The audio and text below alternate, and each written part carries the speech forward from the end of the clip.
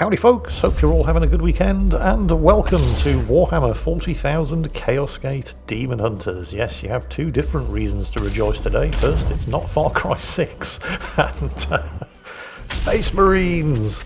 Because this is basically XCOM 2 with Space Marines. But that's not a bad thing, because XCOM 2 was fantastic, and Space Marines, like bacon, make everything better. So, strap yourselves in, brothers, grab your heavy flamers, and let's get ready to purge the demon. The Emperor protects.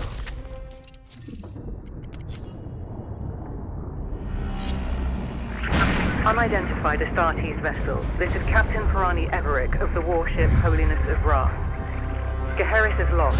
Repeat, Geheris is lost. All Imperial vessels are to withdraw at once.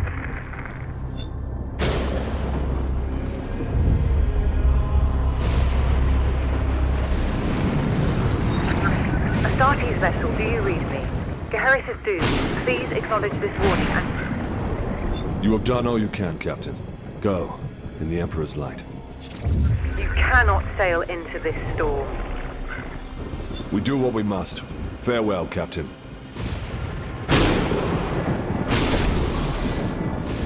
Tech Priest, report. Hexagramic wards are under maximal pressure. Commander, we cannot maintain this orbit for long.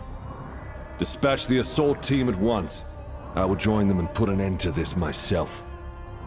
Your will be done.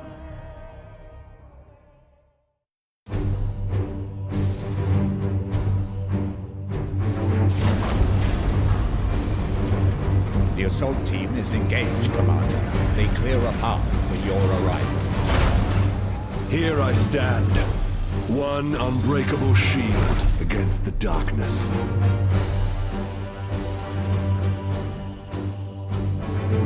Tonight the Cadium falls, Hector.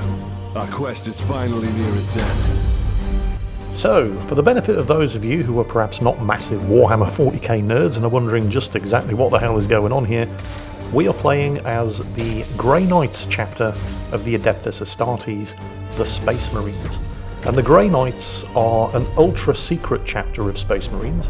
They form the martial arm of the Inquisitorium, dedicated to hunting down and rooting out demons and demonic corruption in all of its forms. What makes the Grey Knights special is that unlike other chapters of Space Marines, where it's only the chapter librarian who's psychic, every single member of the Grey Knights is a psyker. Thanks to this psychic connection to the warp, most psykers are uniquely vulnerable to chaos corruption, but due to the Grey Knights' rigorous training and dedication in over 10,000 years of service, not a single member of the chapter has ever succumbed to demonic corruption. Palamedes, report. We have cleared a path through this chaff. Our target lies ahead. Time is against us, brothers. We breached the Cathedral! So, this is obviously just the tutorial, but it is very good and it forms an important part of the story, so I'm not just going to skip it. Ha! Deluded zealots. Your Imperium shall burn! Cowards and weaklings. Advancing into cover. Punish that craven fool. The shield icon over the cursor indicates how much cover Brother Palamedes is going to be in when he moves to that location. Face the Emperor's judgment. You'll also notice something else about Daemonhunters that's slightly different to XCOM 2, and something that's going to make XCOM 2 veterans very happy in their pants. These are not volunteer resistance fighters using scavenged shotguns and cobbled together pieces of flak armour. These are Space Marines. They're hard as nails, and they do not miss.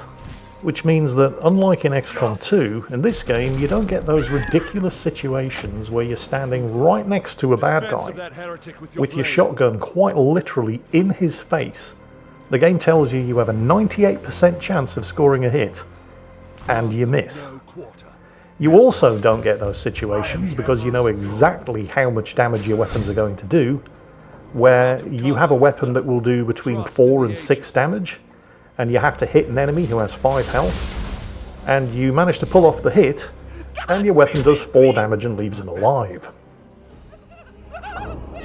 On the downside, this does of course mean that if you do screw something up, you have no excuses. It's always going to have been your fault. You can't blame it on RNG because there isn't any RNG. The upside, of course, is that if you devise a plan and the plan is good, it will always work. You won't get screwed over by the random number generator. Time stands against us. I will breach the cathedral.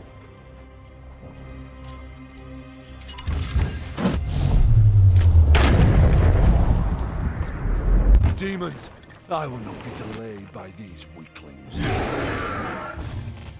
Bloodletters of Khorne, 4 of them. This could be bad, but this is where we are taught to use the environment to our advantage. As well as things like explosive barrels, other hazardous objects are indicated with a certain icon, and, well, you can do this. Didn't kill them, but they didn't like it. Iolanthus, your brother is pinned. Advance and deliver retribution. One of my marines is pinned down by a couple of cultists in Overwatch, and if I try to move him, they're going to kill him. But a frag grenade from Justicar Iolanthus should do the trick. We are hammer.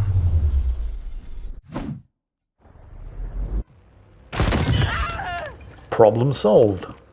Deliver the Emperor's judgment, Uther.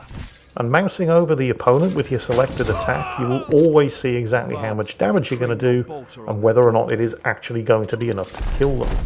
This works the other way too. If you do have a marine who's pinned down by Overwatch or suppressive fire, or you want to move him through a hazard that's likely to cause damage, you will see on the marine's health bar exactly how much damage they're going to take if you act.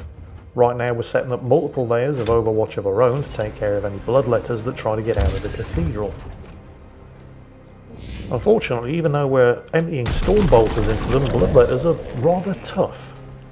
And he's made it through, and he's seriously injured and pinned down our apothecary, and the second bloodletter is incapacitated our interceptor. Again, however, we're not playing XCOM 2. These are Space Marines, and they're absolute badasses. And Space Marines can survive attacks that would kill a normal human, up to a number of attacks equaling their resilience score. Now, Commander Agravain is still engaged with 2 bloodletters, and he could waste time fighting them, but there's a bigger threat inside the cathedral that he needs to face, and he's on a bit of a timer here, so he's just going to have to take the rear attack. But as before, the UI indicates the threat and shows you on your health bar before you commit to doing it exactly how much damage it's going to cause to you. The thing I love most about the lore of the Grey Knights, and I realise that many Warhammer 40,000 tabletop players absolutely despise them because they're a bit of an overpowered chapter to face in battle, which isn't an issue in this game, obviously, because I'm not playing against other people, but it's just how seriously they take the secrecy of the very existence of the chapter. Only the Inquisition and the chapter masters of other chapters are even aware that the Grey Knights exist. And if other Space Marine chapters end up fighting alongside them, oh, that's not good. Those Space Marines have their memories of the Grey Knights telepathically scoured. If any Imperial Guard regiments end up fighting alongside them, they're all simply executed afterwards. Both demons must be destroyed. So we still have a bit of a problem with this bloodletter rearguard, so we're going to fix that problem with Justicar Iolanthus. Here we're going to use some precision targeting to inflict a stun on the bloodletter. Now that obviously is going to remove the bloodletter's ability to fight back, but also you can execute stunned enemies if you have enough remaining action points. And Justicar Iolanthus has enough remaining action points. So we're going to stamp this particular heresy out once and for all. Right the hell now. Now, because they are all Psychers, the Grey Knights can empower their attacks and abilities with willpower. And they refresh their willpower by getting kills. This allows us to use a force strike to add extra damage and guarantee the kill on the remaining bloodletter. Excellent. I will move on ahead. My brothers are wounded, but they can still fight. So we're going to set up a rear guard to cover Commander Agravain as he moves deeper into the cathedral. We must prepare for the coming battle. I can sense enemy reinforcements. Palamedes, resuscitate Uther, so you may both defend against them. Remember, Brother Uther was incapacitated, and he will automatically recover after 3 turns because he's a badass space marine, but if you can pick him up with the services of your apothecary, so much the better. We're going to leave Brothers Palamedes, our apothecary, and Uther, our interceptor, here at the gates of the cathedral in order to intercept the inevitable enemy reinforcements. They are basically going to die if necessary defending that cathedral door, but Iolanthus has another job. Iolanthus with me. There's a breach in the wall ahead.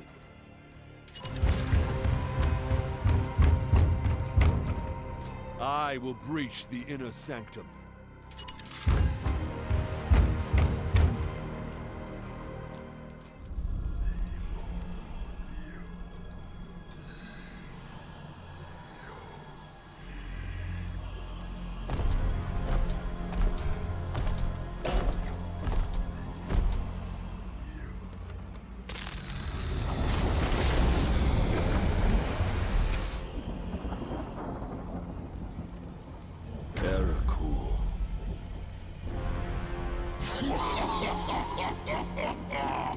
Futile! Millions of souls feed the flame. The threshold is passed. The warp emerges. Your cult is broken. Your ritual is ended. Relish this breath, for it is your last. Blood for the blood god. Skulls for the skull. Oh, I'm going to need the heavy flamer for this heresy. Or maybe the force pike. The force pike will do. And here come the reinforcements. Yeah, that's a lot of bloodletters, and Uther and Palamedes are pretty badly injured. I don't think they're going to make it out of this one. I mean, the Emperor protects, but I don't think he protects that much. Then again, they are Marines, and this is just all part of the job. Iolanthus' power armor allows them to clear that gap easily. I will show you true wrath, demon. For today's purposes, true wrath can be defined as smacking him in the bollocks with your force pike. And that looks like it stung. Meanwhile, back to the gate. These guys know they're not going to survive this, but they're not here to survive.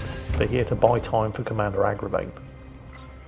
So we're going to set up an overlapping Overwatch zone, and hopefully take at least one of the bloodletters down with us.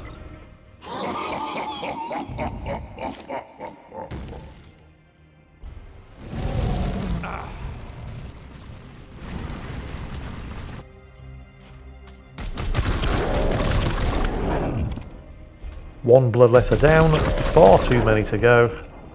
Their stone bolters are out of ammunition. Brother Uther is down again, but he's probably not going to survive long enough to get back up. And yeah, Palamedes is brown bread too. That just leaves Commander Agravain and Justicar Iolanthus. Flank that demon and fire at will. So Commander Agravain wants us to get Justicar Iolanthus around the fire hazard, which can be done by setting multiple waypoints, and then shoot the demon in the face with a storm bolter, which you can see is not going to do a huge amount of damage. You profane this sacred place with your master's fire. This ends now, demon. Commander Agravain's new problem is that he can't get to within bollock-kicking distance of the demon without passing through the fire hazard. And he doesn't really have the time to screw around picking a route to take him safely through the fire that would take multiple turns because there are 3 bloodletters chasing up the rear, each of them extremely anxious to deliver a couple of hot doses of surprise butt sex, so Agravain is just going to have to do what any self-respecting Marine would do in these circumstances. Suck it up, Buttercup. Take the hit, and get it done.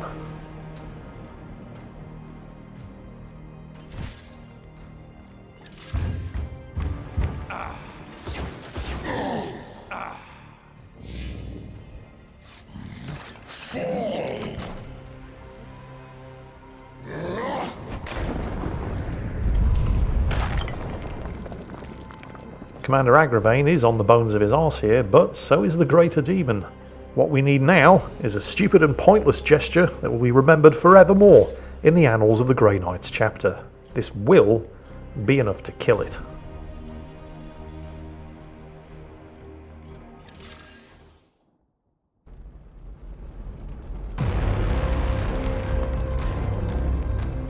pathetic mortal! Weakling spawn of a false god! I am the light that banishes darkness. Your prayers mean nothing!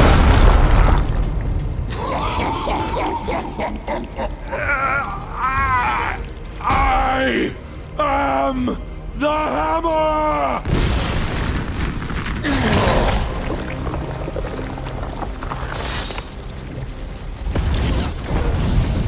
You have beaten me for now, little knight! But the war I fight is eternal!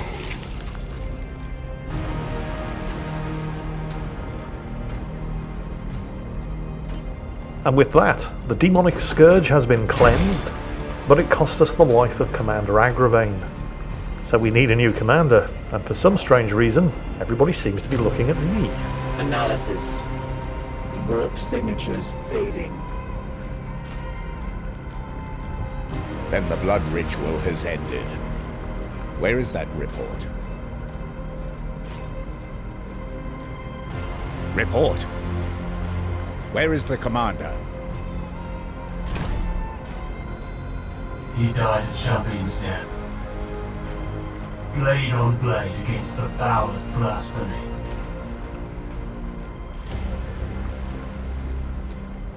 Why is everybody looking at me now? Surely we're not that desperate. Bad news. Yes, we are. From this point on, the game itself actually properly begins, except this time with me in charge, or, you, assuming you're the one playing. You get the idea. And we have really barely scratched the surface here. I mean, we've basically just been introduced to the basics of combat. There is so much more.